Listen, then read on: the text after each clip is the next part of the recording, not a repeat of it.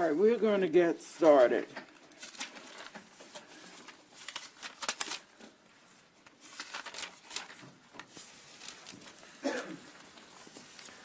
Okay, the first bill for your consideration today is Senate Bill 184. This is Senator McCrae's bill from a couple weeks ago that relates to the program that the General Assembly passed last year that allows opioid treatment programs to issue disabled reduced fare transit passes to patients on site. He has offered, and what the bill does is it excludes from the transit pass program opioid treatment programs that have been subject to certain disciplinary related actions within the last 10 years. The amendment that's offered by the sponsor narrows the circumstances for exclusion from the program so that an opioid treatment program would not be permitted to participate if within the last 10 years its license has been suspended or revoked.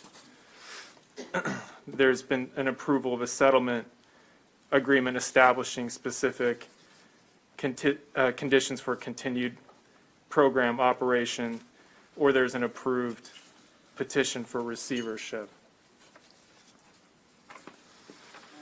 Senator Reedy? The reason he struck out a couple of things here is because I see imposition of a directed plan of correction. Didn't want to be overly punitive if a nonprofit has had some sort of issue, but they're corrected it quickly. Is that generally why he's asking for this amendment? Yeah. What he indicated in his testimony was that this amendment he offered with some feedback from some other providers concerned that the bill would sweep in some programs that is not the intended scope of the bill.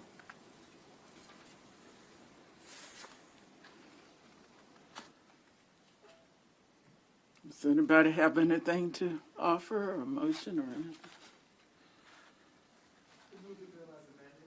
Second. Okay, we got a motion. All in favor? Any discussion on the motion? Okay, if not, ready for the question. All in favor, please raise your hand.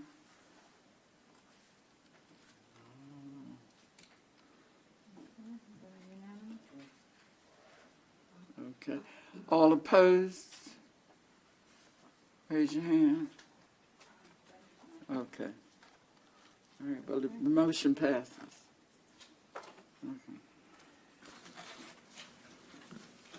Okay, next bill on your list is held over from last voting session, Senate Bill 95. You should have a copy of the amendment, or the reprint with the amendment offered by Senator Hershey in front of you. And just to refresh your memory, the bill requires that certain projects from investor-owned gas companies, electric companies, or combinations thereof involving construction, demolition for underground projects would have to pay prevailing wages. The amendment offered by Senator Hershey would exempt some of these investor-owned gas companies, electric companies, and combinations thereof who, for the most recent calendar year, have 3% of the total gross annual revenues of all public companies during the most recent calendar year.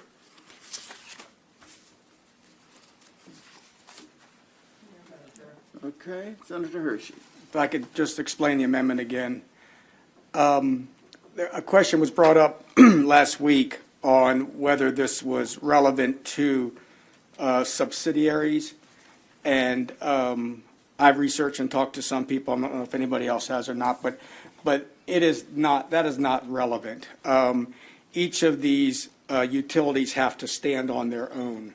While they may be able to benefit from some of the economies of scale of being part of a bigger organization, it's always been that they've had to stand on their own because they have to recover their cost via their customer base. And so that's why this amendment truly focuses on just the smaller gas utilities. And if I can, I'd just like to go over who we're specifically talking about. Okay.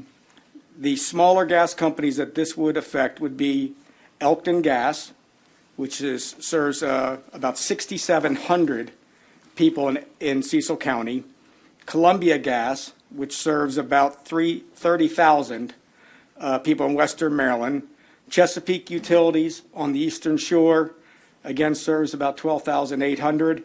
And Sandpiper in Worcester County serves about 10,800. So, again, these are really small gas service utilities. By contrast, BGE has over 650,000 customers. So when we talk about a bill that would force costs to go up, it's really going to hurt these smaller utilities even more. A 20% increase in the cost is spread out over a much smaller customer base. And that's why I'm asking for the amendment that would just leave everything else the way that it is, but exempt these four smaller rural gas utility companies. Okay. Any other? Senator Augustine? Yeah, I appreciate Senator Hershey's comments, but I mean, I looked up Elkton, and it's not Elkton. It's Elkton, which is a subsidiary of Chesapeake Utilities, which obviously is not necessarily a smaller. I mean, these are subsidiaries, which is contrary to what really this was all about. I mean, at the end of the day, so these are not small. I think we should resist this amendment in the sense that these are not actually small companies. So I understand what he's saying with regard to market share. Yes, they're small market share, no question, but they're actually not. That's just that's all that they are. They're not actually small companies. But to go further to my point, the concern is what really matters is the customer base, on how many customers are being served. So when you just mentioned Chesapeake. Yeah, Chesapeake Utilities is on the Eastern Shore, 12,800 customers. So any cost increases are not borne by some other company sitting in Oklahoma City or somewhere else. It's borne strictly by the customers in that service area. So that's why the subsidiary argument is not relevant in who we're looking to exempt from this bill. And again, we do this with other, that's why this language is very specific to the Public Service Commission language. So again, it is relatively very small customer base. Again, going to BGE, 650,000 customers in BGE. Pepco, Washington Gas, even larger. Elkton Gas, 6,700. So that's the difference. I understand what you're saying, but I would also just say that this is about prevailing wage, and it's the prevailing wage in the local area. And so I understand what you're saying, but the intent of this is to have that leveling around the prevailing wage, and so I just feel that we should resist this amendment. Okay. Senator Reedy, then Senator Kramer. Can I just ask, I mean, the whole goal of prevailing wage, or one of the big goals, is to make sure the wages are fair and that we have a rising tide. But why do we have to do that? It's like we're being punitive to a lot of working people. Elkton is not Southern Anne Arundel County or like Potomac, okay? This is a working class community. And just to use Elkton as an example, I know this doesn't only apply to Elkton, but I mean, we're going to be punishing, it's like we're punishing working people so we can help working people. I just don't understand why. This seems like a pretty modest little exemption. I support the amendment.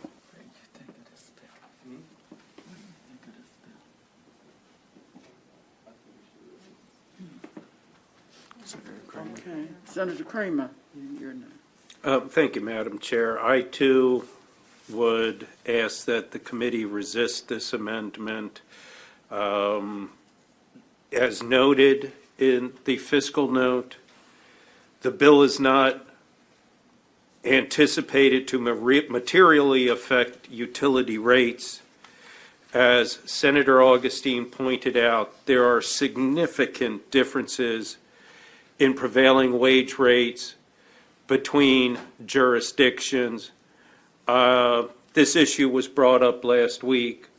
I can tell you that a carpenter in Montgomery County gets $29.25 an hour. A carpenter under prevailing wage rates in Queen Anne's County is a fraction of that at $18.17. A laborer in Montgomery County is $25.88. A laborer in Queen Anne's County is $17.44. So I think this is much ado about very little. I would ask the committee to please resist the amendment. Let's try to get the bill voted today so that we can move forward on to other issues. And I thank you, Madam Chair. Senator Hershey? Thank you, Madam Chair. Again, I'd go back to even trying to find the rationale for why we need this bill altogether.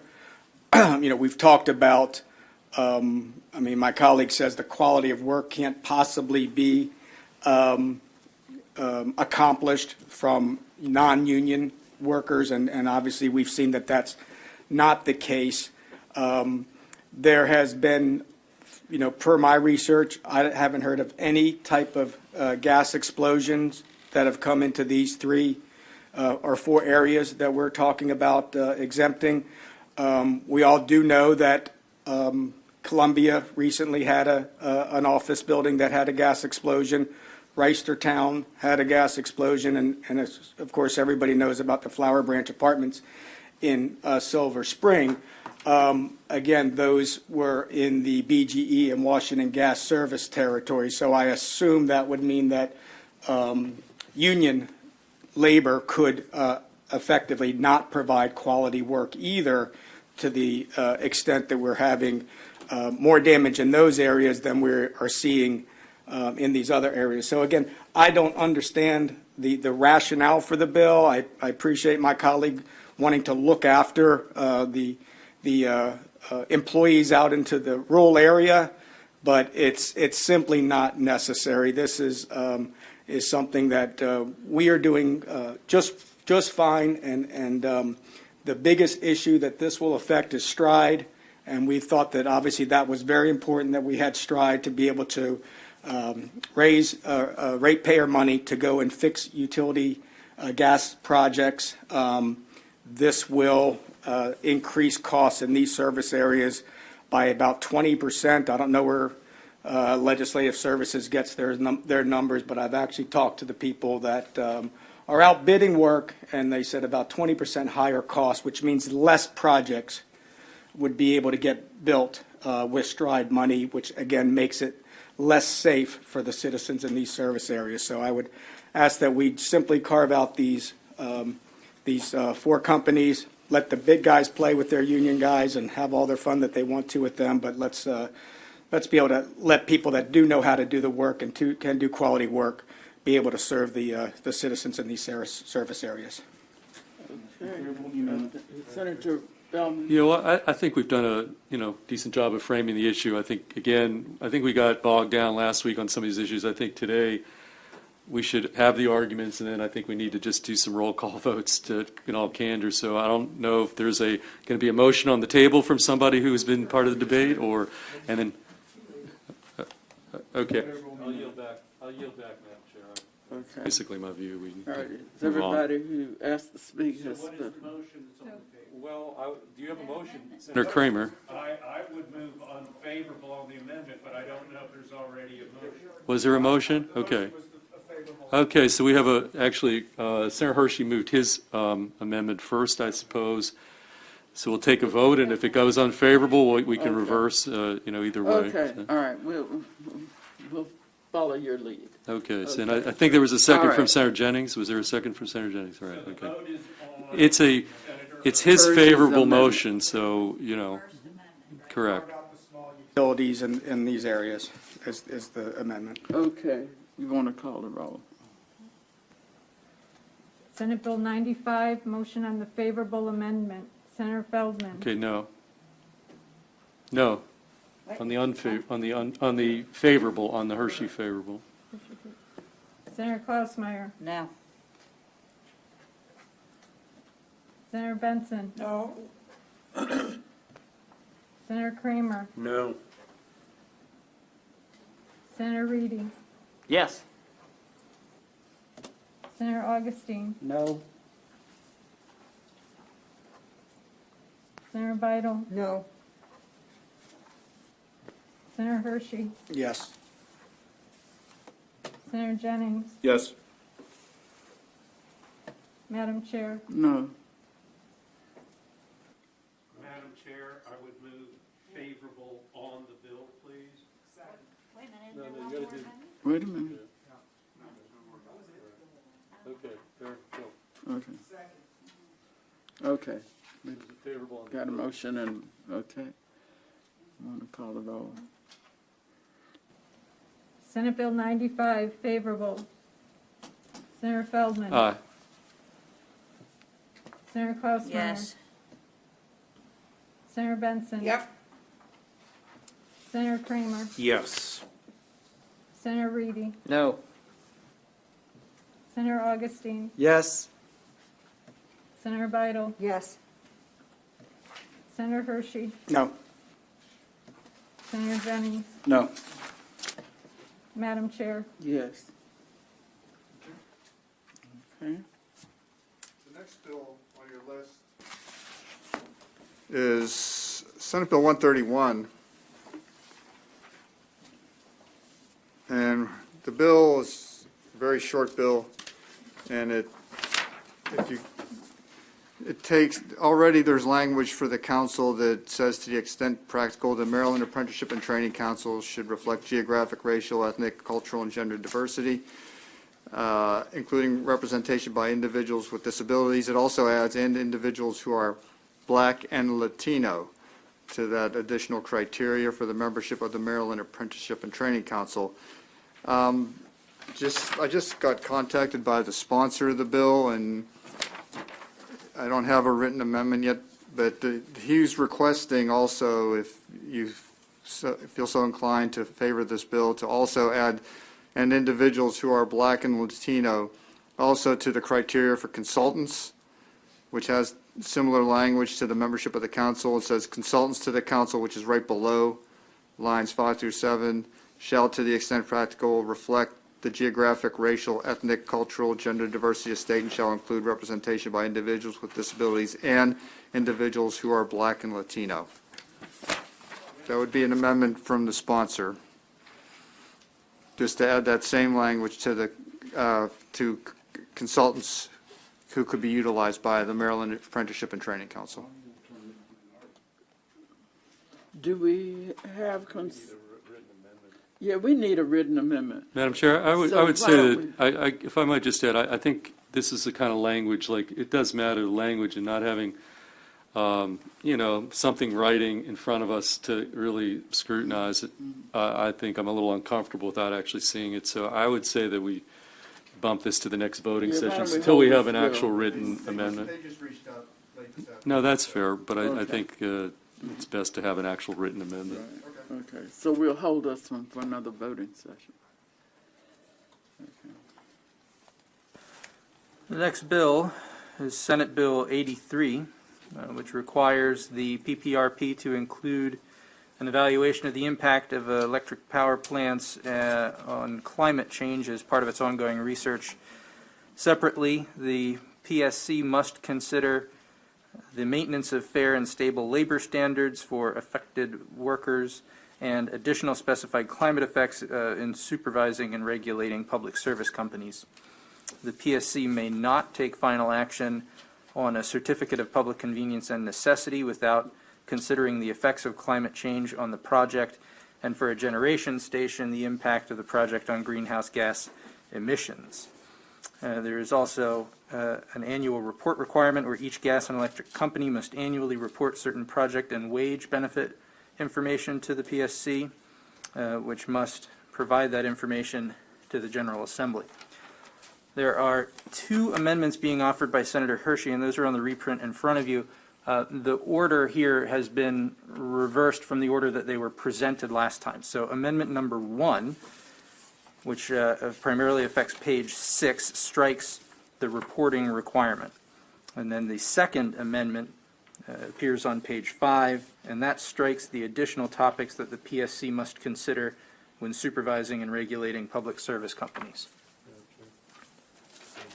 Senator Feldman? Yeah, we had an extensive discussion last voting session on this bill, and I will say, as far as the Senator Hershey's 2 amendments, so the first, and we had talked about the fact that we passed a bill very similar to this last year, but that the language on page 6 was not included in the bill we passed last year, and there were a lot of questions about the utility's ability to get the information, what the PSC would do with the info, what would the General Assembly do with the info, and I would suggest that we try to get this bill in the form that it was when we passed it last year, and therefore amendment number 1 offered by Senator Hershey, which takes away on page 6 this reporting language, which was not in the bill last year. I would move favorable on that particular amendment number 1, leaving the other amendment for further discussion, but just on that particular amendment with the reporting language. So I don't know if there'll be a second from somebody, but Okay. All right. Yeah, I think maybe we should have a roll call. Senate Bill 83, favorable on amendment number 1. Senator Feldman? yes. Senator Klausmeier? Yes. Senator Benson? Yes.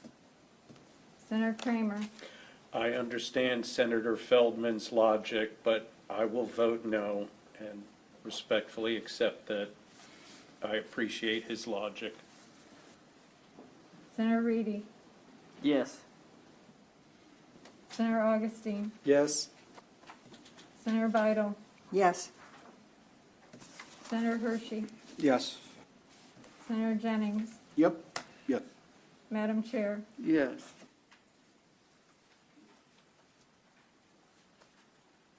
Now, with respect to the other amendment, I'm not moving that one favorable.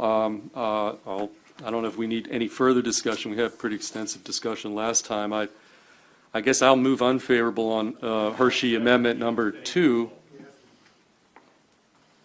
Is there a second? Okay. Okay. Yeah, absolutely. Madam Chair, if I could just bring this one up again. There are 2 major areas of the bill that remains with respect to what the Public Service Commission has to do. The amendment that is offered, and I'd ask you to reject the unfavorable motion, strictly that part of it on page 5, 2-113, deals with all proceedings that goes before the Public Service Commission.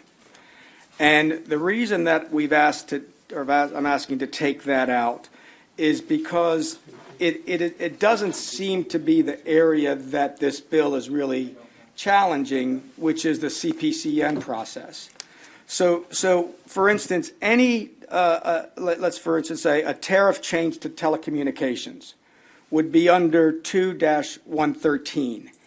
And this bill would then require, through just strictly a tariff charge or change, that they would have to look at the maintenance of fair and stable labor standards, whatever that is, and then see how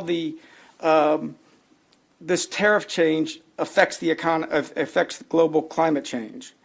So I was just saying this is something that the PSC was kind of struggling with and saying, what do we actually do on these types of things if they're not related to the siting or the CPCN process? So the back part of the bill I left intact and made that to the area that the bill sponsor I think is really looking at and saying, what is the effect of climate change on energy generating stations, overhead transmission lines, qualified generating lead lines. Those are all the things that go through the CPCN process. And frankly, the PSC is able to accommodate those. Now, again, they don't have a labor standard, but what they do have is the Department of Environment is already involved in the process. So this part would just, keep the effects of climate change into the area where I really think it makes the difference, but take it out of all of these other types of things. I'm sure you had a bill today that dealt with the taxi cab drivers and the Ubers. Any of that type of thing that would go before the Public Service Commission because of 2-113 would have to go through this whole labor standard, would have to go through climate change. The Bay pilots are regulated by the PSC. So I was just asking to take that part of it out, and we'll leave the rest of it in where it's already kind of being accommodated already. Senator Kramer. Thank you, Madam Chair, and I would ask that the committee vote for the unfavorable motion on this amendment for the reason that it simply charges the commission as part of their supervisory and regulation of public service companies to include the preservation of environmental quality, including protection of the global climate from continued short-term and long-term warming based on best available scientific information, etc., and the achievement of the state's climate commitments for reducing statewide greenhouse gas emissions. Would you be willing to add where applicable? Because there are, members are citing major policy areas for which it is not applicable, and we don't want to. I believe the way, Madam Chair, as I read it, I believe it is perfectly inappropriate the way the language reads now, and in what it is we're asking the commission to take a look at it. It really is very basic and very simplistic. I would proffer to the committee that it is not nearly as complex as was just represented by the maker of the amendment, and I think we should resist the amendment and pass the bill without the amendment. So I would move, we've already had a motion and a second the on it. amendment is before us. We can do a roll call. I would also add, if the whole point here from the bill hearing till today was passing a bill that was the same as the bill that went out last year, this language was in the bill that we passed last year, just as a matter of record. So I don't know if that makes a material difference, but I did want to point that out, that this was in this language. This issue did not come up, as I recall, in the discussion last year before we passed the bill with this language as is. So, Senator Hershey. I would just again state that if this was something that was already relevant to the entire PSC and everything that they looked at, we would only see this in one section of the bill. But because it is in two sections, again, it is very clear that it's the issues that PSC regulates that don't have to do with the CPCN process or the siting of the generation stations, and which is why this language is in the second part of the bill, or the back part of the bill, section 7-207. That's why we see it back there, because that specifically deals with the CPCN. So that's all, Madam Chair. I appreciate it. Thank you. Okay, so where are we?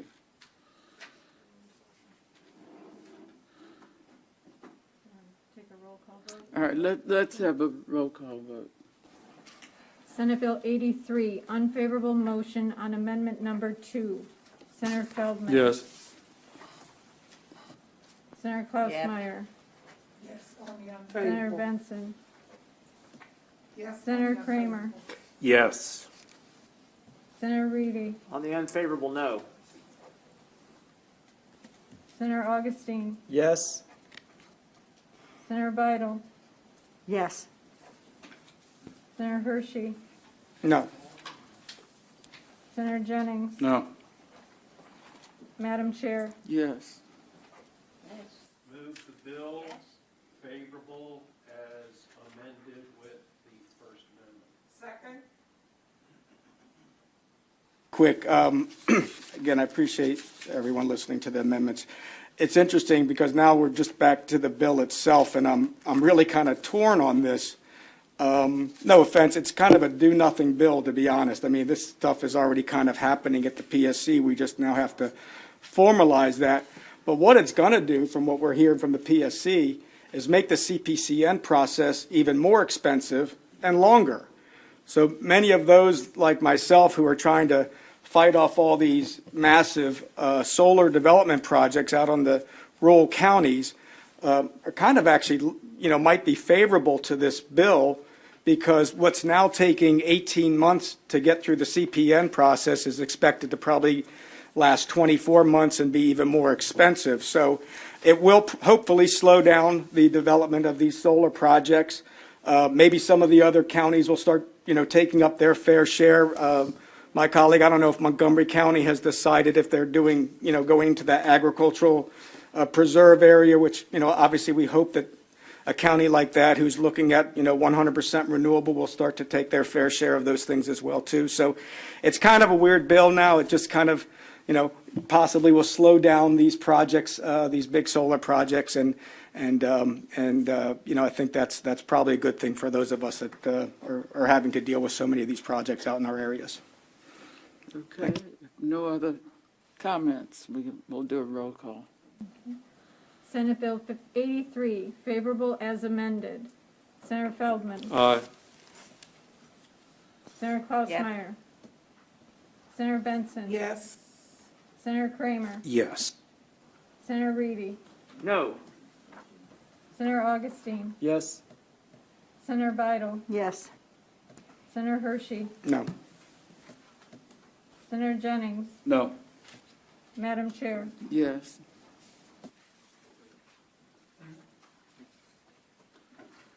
Okay. And the final item today, Senator Saling is withdrawing Senate Bill 64. We would need a motion. Move unfavorable on the withdrawal. Second. Okay, and for that, considering, could we raise our hands? Okay. I'll assume that everybody is agreeing. All right, that's the end of today's voting session. Colleagues, one thing, I'm not sure I said it, things are getting heavier, and it's harder and longer on all of us working this way virtually. So the little 45 minutes that I have been trying to do on the Fridays before we go to the floor, I'm going to, unless we get stuck at the end of session or something, not try to do that also. So these Tuesday afternoon voting sessions will be our main voting session.